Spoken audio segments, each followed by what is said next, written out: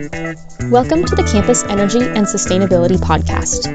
In each episode, we talk with leading campus professionals, thought leaders, engineers, and innovators addressing the unique challenges and opportunities facing higher ed and corporate campuses. Our discussions will range from energy conservation and efficiency to planning and finance, from building science to social science, from energy systems to food systems. We hope you're ready to learn, share, and ultimately accelerate your institution towards solutions. I'm Kaya Findlay, the podcast and communications manager at Fovia, an energy, carbon, and business planning firm. Here at the Campus Energy and Sustainability Podcast, we're trying something new by launching a themed mini-series.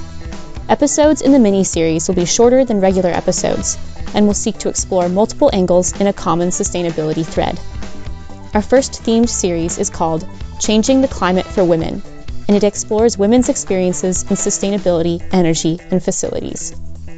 In the first episode of this series, our intern, Sarah Barr, interviews Bonny Bentzin, Deputy Chief Sustainability Officer at UCLA.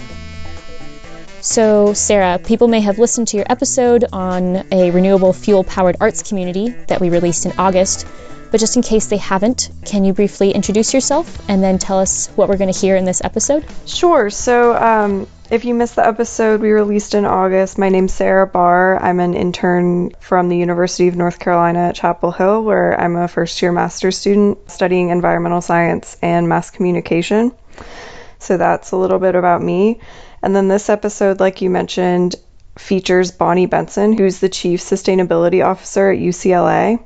And she shares a lot of her personal experiences in the workplace dealing with microaggressions, things of that nature, and then relates those experiences to broader themes of being a woman working in sustainability in an increasingly diverse workforce. So topics she touches on are mentorship, advancement, getting into the boardroom, and more.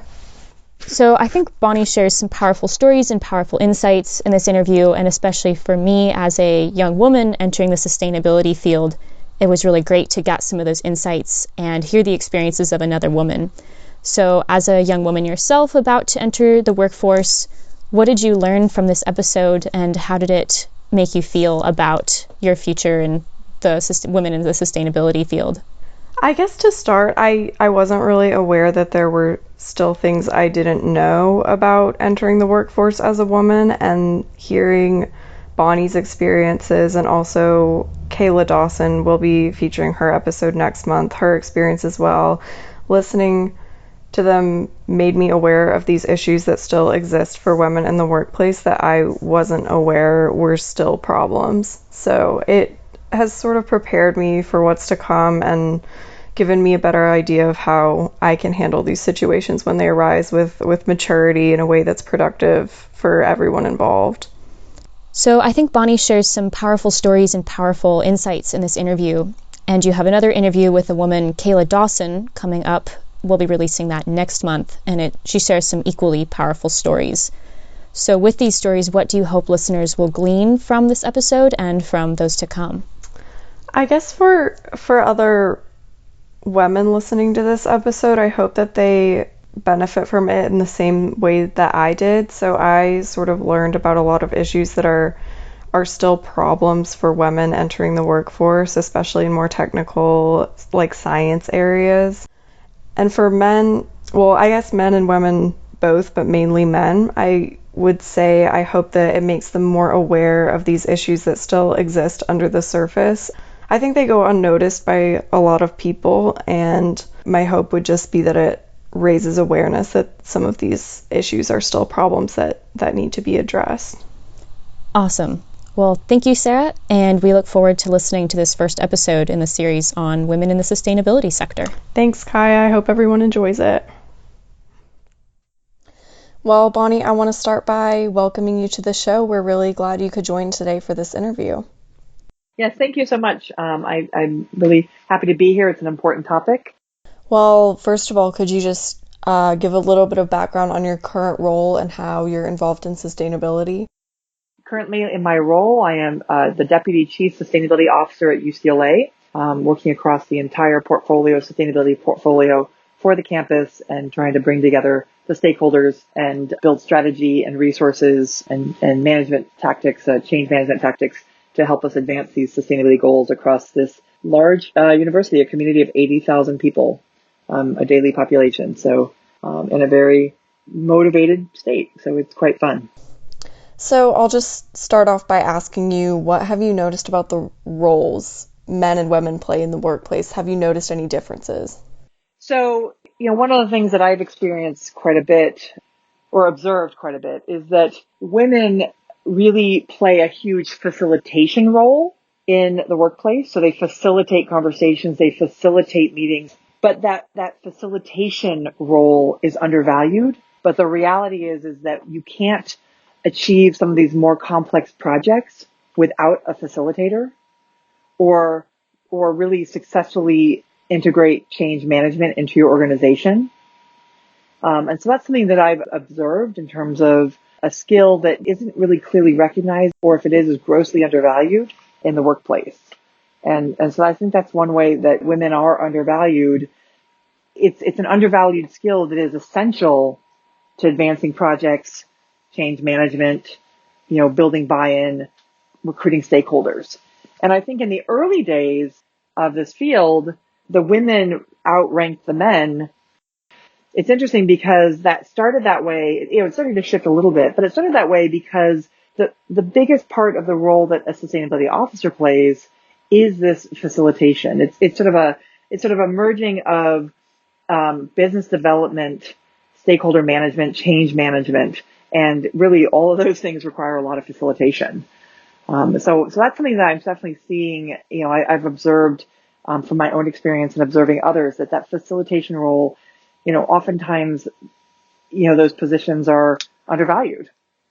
Do you find that that's sort of a formal position that women find themselves in, or is that sort of an assumed position just because they're the ones more likely to take on that responsibility? Well, I think it's a little bit of both, quite frankly. You often see women just automatically sort of land in a support role in meetings, for example. You'll start to see they're just taking their own notes, and it's an assumption that they'll just provide the notes to the group, whether or not they are leading that conversation or whether or not they've been assigned that conversation. I've had that experience myself. So there's some of that. And some of that is, going back to my original comment about sustainability officers, the early days of sustainability directors and managers and coordinators, because, women naturally stepped into those because in my case, it was a passion for problem solving and a passion for, having a huge impact on the world. I can't speak for other people because I think everyone's got a different reason of why they do this work, but our skills were sort of well positioned to do these roles, as the skill as a facilitator. So in some cases, I would say that it's intentional. In some cases, I would say that it sort of is assumed, depending on the situation. So aside from the roles that you've noticed men and women filling in the workplace, what can you say about interactions between different genders in the workplace, things that you've seen or experienced? I've had colleagues that have been criticized for being overly emotional in the workplace or too reactionary. We've been dubbed hysterical or, just emotional. And yet at the same time, I've seen those same men who have made those comments throw their temper tantrums. And I think it's really interesting that there's this gap of understanding or this, maybe it's a lack of mirroring or of really sort of, stepping outside of yourself and observing the situation. But there's this tendency to just make an assumption that women are more emotional when the reality is that I've seen just as much, temper tantrum style behavior from men and senior men in the workplace. That's pretty interesting. And, I've also been criticized a little bit personally, with, I'm 6 foot tall. I've got really wide German shoulders. And one of the things I've experienced in the workplace is I've been criticized for not being more feminine. I actually had a former supervisor that counseled me that I shouldn't stand in doorways because my body size scares people and they feel trapped, and that I should wear pastels and, maybe try to, make myself look smaller adjusting my body language? And it's interesting on reflection, I've reflected on that quite a bit through my career. Looking back, I could have actually filed a complaint against that. And you would never, ever tell a man that. Why is it that it's, okay to tell a woman that she needs to be more feminine, or that she needs to make herself appear smaller, or not stand in doorways? Why is it that women are immediately tagged as being emotional or irrational? These are questions that we still, surprisingly, for all the advancements that we've made, don't have an answer to. And we need to continue to raise awareness about this. And I think, tied to that is a challenge. Some men in this group, they were raised in an area, they have colloquialisms that are, in today's world, could be viewed as inappropriate if they're taken out of context. And these are good people doing good work. And, I sort of struggle sometimes with, how do I help them raise awareness about potential damage to their reputation and their work, and without making it look like I'm being reactionary or sensitive or too politically correct. Because, in this case, we have a couple of people in leadership that say things that are, they're things that I never would have, given a second thought to maybe 10 years ago, but now I'm very aware that it's inappropriate. And if a student happens to hear it and pulls it out of context, or someone else, that it could actually really distract everyone inappropriately. And so on the flip side, I struggle with that challenge as well of, how do I counsel or advise some of the men that I work with to be more aware of what they're saying in a way that doesn't just put me in sort of a feminist Nazi or put me into a category, slot me into a category that shuts down that communication. Yeah, I think that's a really interesting point you make about the colloquialisms, because there are so many inappropriate sayings that are baked into our culture, and I think things are improving, but it's a slow transition for sure. So it's interesting. Someone just posted an article about how what we saw in media and TV and movies in the 80s is grossly inappropriate, and none of us thought it was so. So if you think about where in movies like the movies like Working Girl, what she had to deal with in that movie of interacting with men, or 16 Candles, or any of these things, where these movies where it was men were more aggressive with women and it was accepted as just funny or just the norm. And that's changing now. There it is. It's relax, ladies. Don't be so uptight. You want it. Is the article. And you hear that a lot. You don't hear that so much anymore. But in my early days, I did hear about that, and I had to manage up on some of my supervisors, some very good people, some mentors, and people and I had to tactfully sort of say that certain phrases or certain saying I'm uptight was not appropriate. That it was actually perpetuating a gender stereotype that was inappropriate in the workplace, or really pretty much anywhere. Well, another question I have for you is about advancement and how the experience of moving up the ladder compares for different genders. So, I guess, have you noticed any challenges there?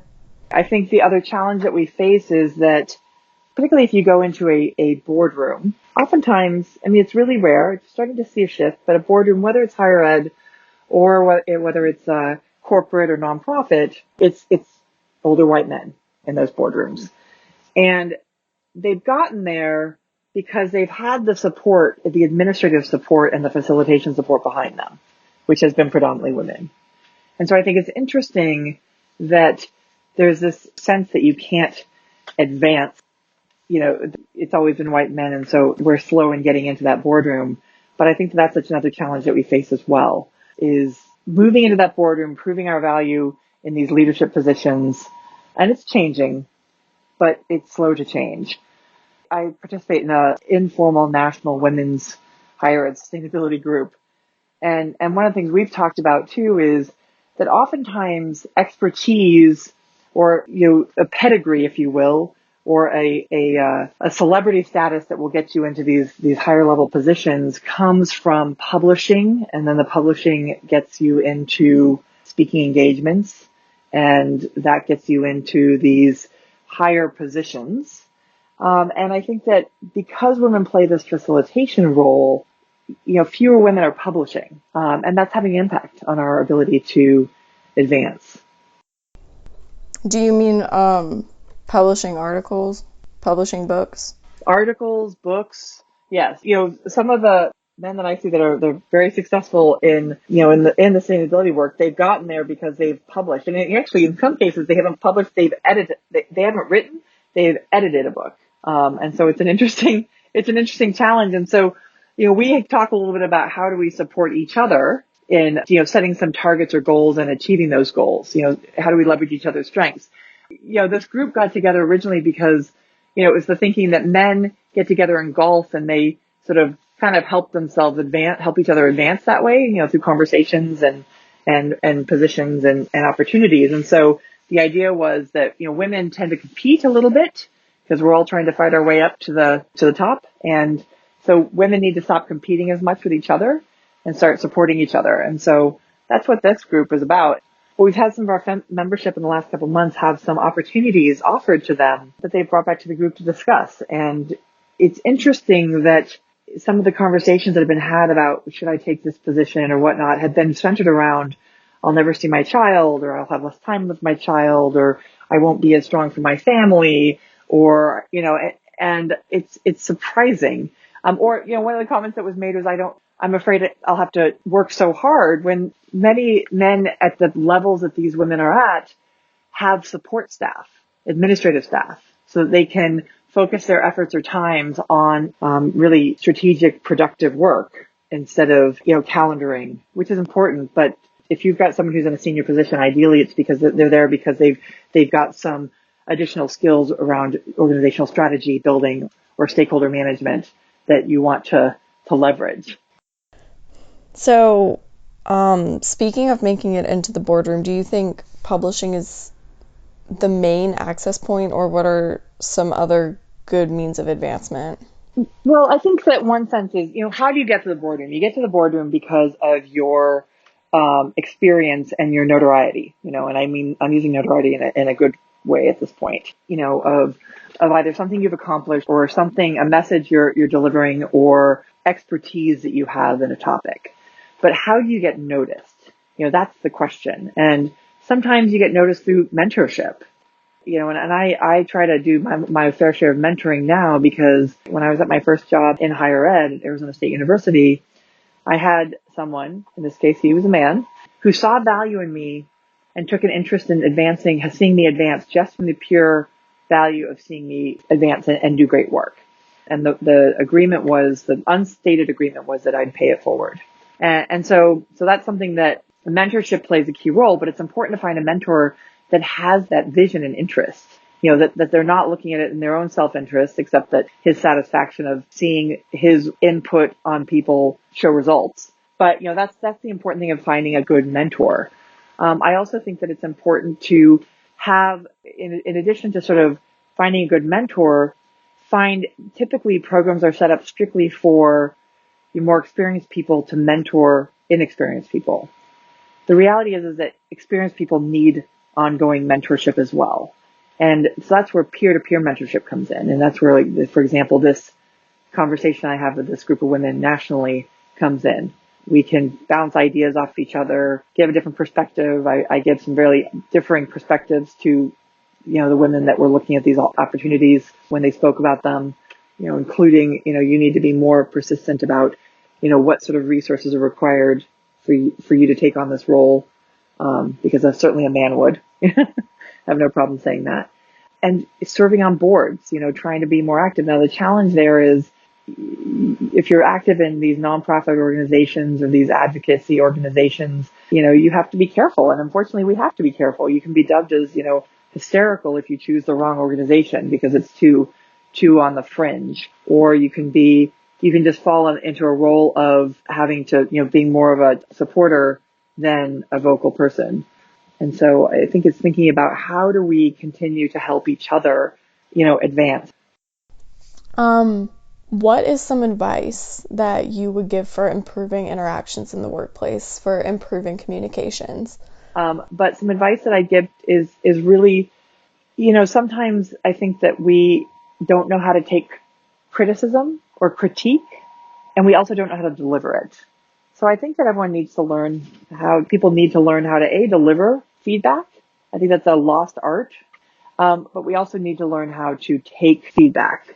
I was just speaking to someone here on my campus yesterday, and he was talking about how he was having some challenges in the workplace and whatnot. And he finally decided to take a step back and look at himself from the outside in. And he realized also he had some responsibility of changing his body language and his communication style and the language he was using. And that as a result of doing that, not only did it sort of transformed his interactions with his supervisors, but also transformed his relationship with his family and his friends. We can send women through all sorts of communications trainings, but if we don't get everyone through those trainings, it's a problem. There'll always be this divide about being touchy-feely or whatnot. I realized that this interview really should be about, women and the workplace and gender, but at the same time, I think that how do we get everyone to become more aware of this? Because we all need to be aware of our behavior and our reactions and our actions, and that will help resolve some of what we're seeing. The other sort of piece of this, and again, to stray away from strictly a gender dynamics question, in the workplace, we are seeing more diversity than we've ever seen before. We've got a lot of cultural diversity, gender, sexual orientation diversity in the workplace. And so how do we evolve and become, how do we make the time to become more aware of our communication styles and the needs of the diversity in the workplace? And also, how do you present that in a way that isn't so touchy-feely that it turns off half the workplace? So, I guess to wrap up here, speaking of improving feedback and becoming more aware of different communication styles, how can we put that into practice, like you say, without becoming too touchy-feely to where it would turn off some people in the workplace? Here at my university, they required all personnel from manager up to take 20 hours of people management training. So what often happens is in this very fast-paced world, people are advanced and they may or may not have had the appropriate support training to help them evolve in their leadership style or in how they operate. And so what this training was about was how to do that. So it was all about different topics of everything from diversity and inclusion, sexual harassment, how to give performance reviews, what happens when you suspect that something's going on in the workplace that isn't appropriate, all this type of training. And I'll admit, all of us made quite a few jokes about it. It was a lot of time and, that it felt like that some of it was a little bit insipid. But at the same time, what I've observed, both in myself and in my colleagues that have taken the training, is I'm seeing them, whether they know it or not, I'm seeing them be a little more intentional in some things. I think what's interesting about that is when you start to, take on an approach to being more intentional in how you do things, in the beginning, it can be kind of hard because if everyone's not evolving with you, it might be a little sticky, if you will. But as people start to see the results of that shift, that maybe stress in the workplace has settled down, or that collaborations are happening between departments that hadn't been there before, or some efficiency has been achieved that really makes life easier, saves time, resources, and it reduces liability, then that sort of starts to build on itself. Another past work environment, there was a sustainability team and an engineering team, and the sustainability team had some men, but also was predominantly women, and the engineering team had some women, but it was predominantly men. Okay. And we did a 3-day or 2-day facilitation training, and it was interesting because first of all, the company was willing to basically shut us down for 2 days to do this training. So it was all the engineers and the sustainability people. It was interesting because the beginning of the training, you could tell that they were doing it because, they wanted to sort of test it and see how it worked. But there was also this sort of sense that it didn't speak to them. As the training progressed and became more focused on the desired outcomes for more efficient more productive meetings, more efficient, productive outcomes in conversations and working with stakeholders, I watched them shift. And it was interesting to say, oh, I always wondered what you sustainability people were doing with your flip charts and your markers and your Post-it notes. And now I understand. And wow, it moved the conversation along a lot faster.